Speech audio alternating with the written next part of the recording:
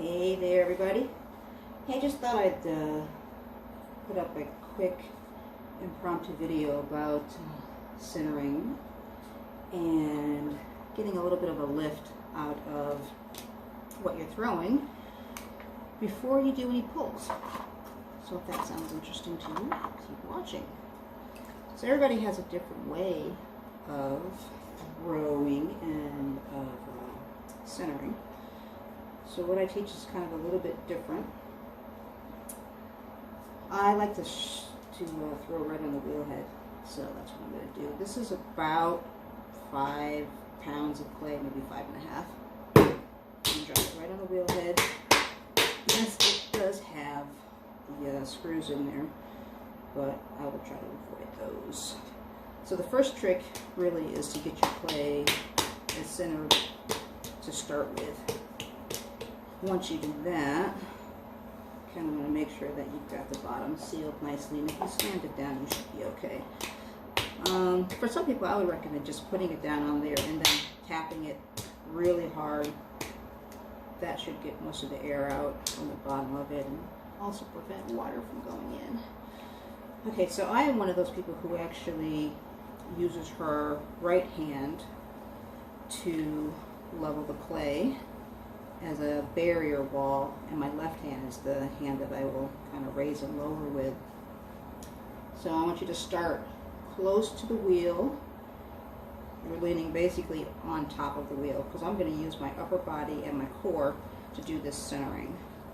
So make sure you have a sponge available at all times, because the one thing that's really going to help you go off center is if you don't have moisture going on. That's like one of the big mistakes when you're doing your centering or really anything with the clay. So keep that sponge. I usually keep it in between these two fingers so that as I need it, I basically just pinch my fingers and it keeps the moisture there. So I'll dip it, I'll leave it wet, and so it's going to be available to me. This is going to be anchored basically where your thigh hits your hip. So I've got an elbow that's going to be stuck there, and it's my body weight that is going to keep this clay from moving anywhere. And I am going to lean in. That's it, lean in to the clay. So if you do that, full speed, lean in. And as soon as I lean in, it's already centered. I haven't really done anything else to it. I just leaned into it, pushed, which means I just move my body forward into the clay, and just that leaning in alone brought that bottom to center. Okay, so and here I'm still just leaning into the clay as I bring it up. I'm going to keep this finger on top so that I don't get that either mushroom or that divot, and that's still leaning in. So this hand does not let it go anywhere. Back down. So the easiest way to knock it off center. So now it's totally off center. See that? How my leg is moving? Same thing. Lean into the clay and it's centered again. So sometimes it's just as simple as doing that lean in. As soon as you lean in, it's centered. Off center, lean in, centered. And note that this hand is keeping it from going up or over. So this is steady against here, this part of my body. This is steady against this part of my body, and it's just my body leaning in that brings that to center. So as I'm doing this, I am squeezing the sponge, which is still in my hands. Don't forget that's still there. So as I have a need for water, I pinch those fingers together.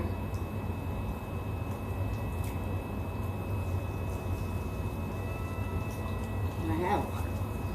Lean in. And lean in and I stay there. And that brings it to center. And then I do my final center. So once I have the bottom done, I just take this, bring it straight up until I get to the very top, whole thing is centered, top to bottom. And the way you know that it's centered is close your eyes while the clay is still wet, and you touch it.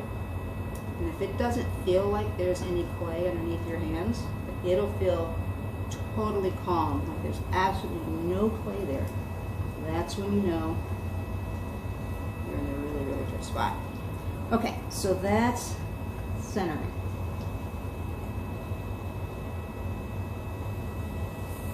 Now slowly. So now how do I raise this? How do I raise this without even doing the lift?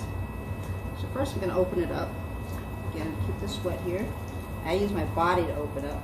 So I use my body weight to go down, straight in. And my hands inside are like this. That's how my hands are inside there, just like that. I find that I have better control if I do it this way than if I try to use my thumbs, because there's no way that my thumb is as strong as my upper body. So I use my body and my core a lot when I'm throwing, especially at the high speed points of throwing. Alright, so I believe I'm down there far enough. So now I'm going to open it up, and I do the exact same thing. So instead of pushing down, right now I'm going to pull my body backward. So I'm keeping my hands steady and pulling my body itself backward at my core. That's what opens this up. So instead of trying to, so my hands are inside just like this, and I'm tight in, and I'm pulling my whole body back. So I'm not doing this with my hands, I'm doing this. Big difference between the two. Alright, so now that I have that, I am going to compress the bottom. And I usually compress it like, I don't know, anywhere 5, 6, 7 times. So I'm not going to compress it anymore. Like this. This is my one shot. Okay. Alright. So now, I'm going to take a little bit of this water out here and get it onto the sides. Alright. So now that that's wet, I'm using that slip for my hands. So our height now, I'm going to use my finger as a measure. So I'm just about there on my finger, height-wise. So now, how am I getting height without even doing any pulls? I'm getting this outside wet, and now I'm going to bring it straight in.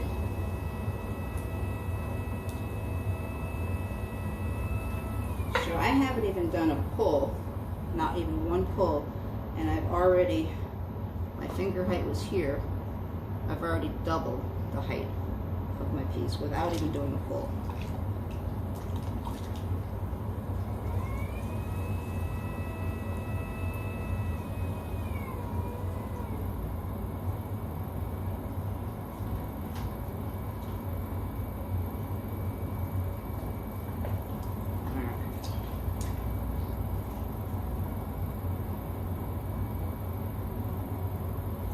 Yourself back out center.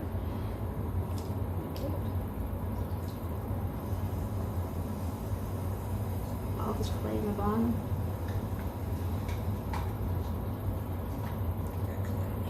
That clay is going to be coming up in a minute. Watch. The dog over there really enjoying the going right now. It's crazy.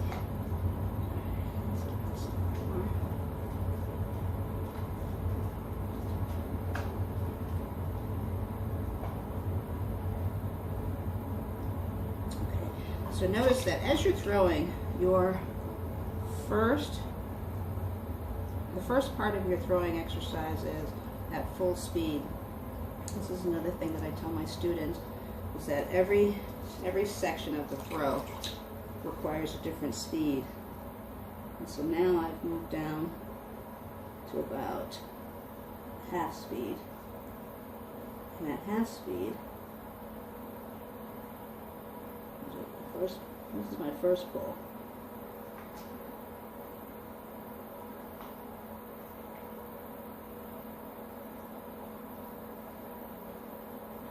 I still have that same sponge in my hand. I'm leaving a little bit at the top because I'm going to be pulling this top into a narrow neck. Okay, that was my first pull. Now I'm going to, so the inside, when I am pulling, by the way, the inside hand is just like this. So this really creates a wall, and my outside hand is like this. And the outside hand is pushing against the inside hand as I raise up.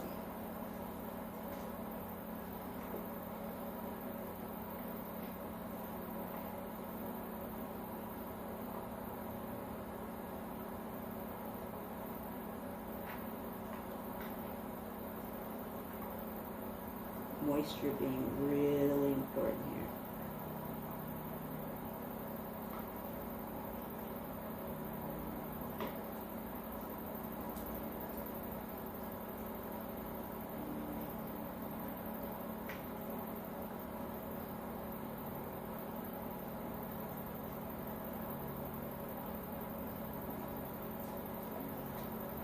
Okay, so I'm going to bring this in a little bit because the moisture. And when you're collaring, so I'm going to bring, you want to keep your top smaller than your bottom. So as I collar this in, I'm going to raise the speed up a bit.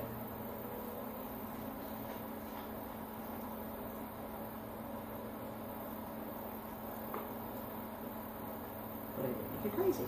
Just raise it up a bit. Alright. That is the first part of this. That's today's little tidbit. I hope you enjoyed that. I hope that helps a little bit if you've been trying to figure out how do I get 5 pounds centered. I just am having trouble doing that. Let's pull in there. Get it up, get it up, get it up, get it up, get it up. Get it up.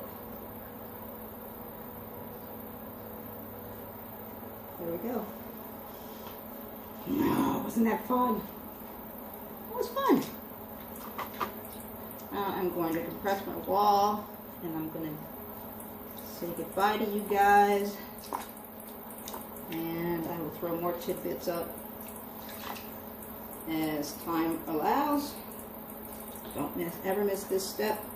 Compressing your wall. Just like you compress your bottom, you got to compress your wall too. So I'm going to expand this piece out.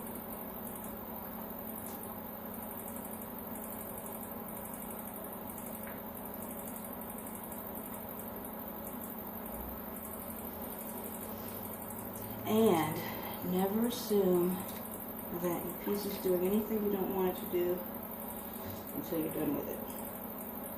Okay? Never assume. Sometimes people will chuck their piece thinking that, oh my god, I ruined it. But they did. Okay. You can stay on if you want to watch this a little bit longer. Or you can say, hey, I already knew all that. She's going to show me anything I don't know. And as you're opening it up, so I'm going to open it up with my favorite tool. It's my, I think I use this on every single throw I ever do. And that's my little wooden ear. My Obama ear. The ears poke right out. Alright, so as you're opening it up like this though, you really just want to slow that wheel down quite a bit. Generally we'll do my bottom first.